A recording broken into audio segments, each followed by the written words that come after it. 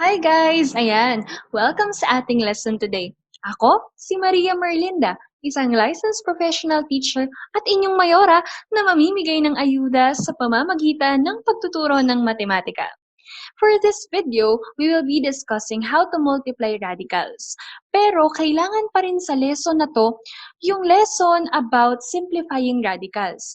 So kailangan marunong pa rin tayong mag-simplify ng radicals. I have made a separate video about that and yung link sa video na yon ay ilalagay ko sa description box below.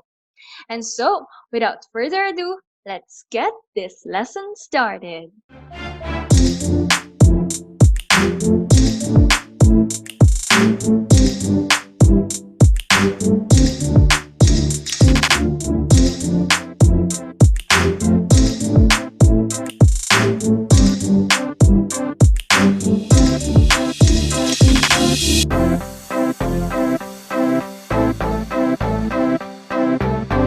So recall that in simplifying radicals, kung meron tayong square root of 12x, dapat natin yang i-factor as 4 and 3. Dahil yung 4, makukuhanan natin ng square root, lalabas siya sa square root sign, magiging 2 na lang. Tapos yung 3x, yun yung maiiwan sa loob as the new radicand.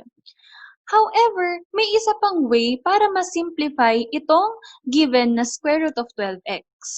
And that is using one property of radicals. Yan. So, gamit tayo ng properties of radicals wherein yung radicand sa loob, yung 4 tsaka yung 3x, since pareho silang nasa loob ng square root, pwede natin silang paghiwalayin. Magkabukod na square root yung 4, tapos may isa ring square root yung 3x. Kapag ginawa natin to, yung 4, makukuhanan din ng square root, which is just 2. And then yung 3x, maiiwan sa loob dahil hindi sila perfect square. So itong alternative solution using the properties of radicals, pareho lang dun sa lesson na diniscuss natin one time. Pareho lang yung naging sagot, 2 square root of 3. Ang kaibahan nga lang, gumamit tayo ng properties of radicals para paghiwalayin or i-break down yung radicand sa loob. But still, they are just the same. So we recall this kasi kailangan natin tong property na ito. Yan. If we're going to put that in symbols, if n is our index and ab is our radicand, we can actually break them down into nth root of a and nth root of b. Tandaan, ito yung isang property ng radicals. So, sa pagmumultiply naman ng radicals, pabaliktad yung gagawin natin. I mean to say something like this. Magsisimula tayo sa nth root of a times nth root of b, and it will lead us to the same index, pero yung dalawang radicand nakamultiply na sa loob. Take note ha, dapat itong a at b positive lagi para may real root yung sagot. Kasi we know if a negative number is the radicand, magiging imaginary yung sagot. So, dapat yung AB dito kapag pinag-multiply, positive pa rin yung answer. In other words, we can only multiply radicals with the same index. Kailangan kung square root yung isa, yung pangalawa square root din. Or cube root yung isa, dapat yung isa cube root din. Sa video na to, i-discuss lang natin yung mga example ng multiplying radicals na pareho yung index. I will make a separate video to demonstrate paano mag-multiply kapag magkaiba na yung index. So let's continue with the following steps with example. So dito, just like before, yung left side, andun yung mga step, tapos dito sa right side, andito yung examples, okay? So first step, we have to multiply the extracted roots in the first radical by the extracted roots in the second one. Example 1, we have 5 square root of 2y times 3 square root of 6y. Itong step 1, isabay natin sa step 2. Multiply the radicand in the first radical by the radicand in the second one. Then copy the same index. Ang ibig sabihin nitong step 1 at step 2, in-emphasize nila na dapat same lang yung index kasi ika-copy lang. Ang ipagmumultiply natin dito, extracted root, at the same time, radicand sa radicand. If we're going to use this example, kailangan ang mapag-times mo ay yung 5 at 3. Yung nasa labas, imumultiply mo sa kapwa nasa labas. And then, yung radicand na 2y, imumultiply mo din sa kapwa niya radicand na 6y. You will get the product of 15 for 5 times 3. 2y times 6y, we have 12y squared. So we have successfully carried out steps 1 and 2. And the third and last step is to simplify. We know that 12 here can be factored out as 4 and 3. And then, yung 4, may exact square root, lalabas yan. Kung ano man yung exact square root ng 4, mamumultiply sa 15. And then, we also have y squared dahil yung kanyang exponent ay equal sa index, pwede siyang lumabas sa square root sign. So, square root of 4, we have 2. Kaya may 2 dito sa tabi ng 15. And yung y na ito, galing sa square root ng y squared. Ayan. Tapos, yung 3, may 1 siya sa loob. Kasi wala naman siyang exact root. And then, for the last step, you multiply 15 times 2. We have 30, and then multiply it by y, 30y, square root of 3. Dahil wala na tayong magagawa sa 3, at the same time na multiply na natin itong 15 times 2, at saka yung y, this is already your final answer. So for example 1, the answer is 30y square root of 3. Let's proceed to example number 2. This time we have a cube root. Same steps. Let's do step 1 and step 2 simultaneously. We multiply 4. Since 4 is an extracted root, i-multiply natin siya sa kapwa number na sa labas. I mean, we multiply it with 6.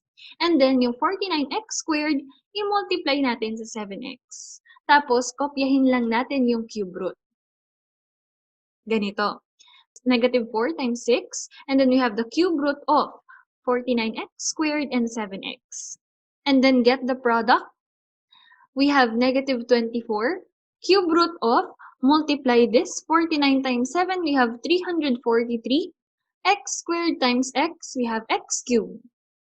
Kung mapapansin nyo, yung exponent dito ng variable x ay equal lang sa index. So tulad nung ginawa natin sa example 1, pwede siyang lumabas sa simplification. Yan. So dito, pag sinimplify natin yung x cube, magiging x na lang yan sa labas. The question is, itong 343, medyo malaki yung number. I-check nga natin kung may cube root. Try pausing this video and think, may cube root ba ang 343? Okay, merong cube root ang 343, which is 7. 7 times 7 times 7, we have 343. So, meaning to say may dalawang term na mamumultiply sa negative 24. Isang 7 at isang x. Yung dalawang nasa loob, yung 343, lumabas siya sa cube root. Yung x cube, lumabas din sa cube root. Walang naiwan sa loob. Since walang naiwan sa loob, hindi na natin isusulat yung cube root.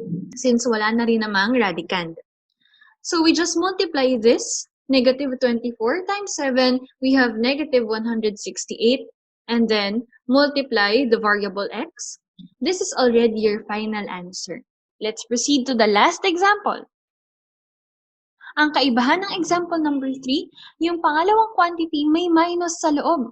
Dalawang term tapos naka-minus sila sa isa't isa. Recall tayo ng subtraction of radicals. Do you think we can subtract square root of 20x and square root of 7? Pause this video and recall. Ano nga ba yung requirement kapag nagsusubtract ng radicals? So obviously, kahit pareho sila ng index, pareho silang square root, magkaiba sila ng radicand. Isang 20x, isang 7. So hindi natin to pwedeng i-minus. Ang pwede nating gawin dito ay itong square root of 5x ay i-distribute natin sa square root of 20x. Tapos, itong square root of 5x, i-distribute din natin sa square root of 7 para magawa natin itong step 1 at step 2. This is what I mean. Yung square root of 5x, i-multiply sa square root of 20x. kopyahin yung operation dito na minus. And then we also have square root of 5x na nakamultiply naman sa square root of 7. So, dinistribute lang natin tong square root of 5x dun sa dalawang term sa loob ng quantity. Yan. And then, we proceed with the steps 1 and 2. Dahil pareho naman ng index itong dalawang to, we multiply 5x and 20x, as well as this, 5x and 7. We will get 5 times 20, we have 100, x times x squared. 5x times 7, we have 35x. And finally, simplify, dahil itong una nating radical, pwede pa nating makuhanan ng square root itong 100. Ang square root ng 100 is 10. How about x squared? Tingin nyo ba pwedeng lumabas ang x squared? Of course, pwede siyang lumabas dahil yung exponent ng x squared ay equal sa index. So, pwede rin siyang ma-extract. Walang maiiwan sa loob ng square root na to, so we have to expect na yung next line, wala ng square root yung unang term. Yan, ganyan na lang. Square root of 100 is 10, square root of x squared is x. Wala ng square root na katabi itong term na to. However, yung 35x, dahil wala na namang ibang factors ang 35, aside from 5 times 7, tsaka 1 times 35, let's leave it as it is. Dahil hindi na naman natin makukuhan ng square root kahit pa i-factor natin into 5 times 7. Yan. So, just like before, we can have a final answer like this. Since hindi na naman sila masisimplify pa or hindi na sila mamaminus sa isa't isa, therefore, this is already your final answer. So that's it for our lesson about multiplying radicals with same index. Thank you for watching and watch out for the next video because there we will be discussing how to multiply radicals with different indices.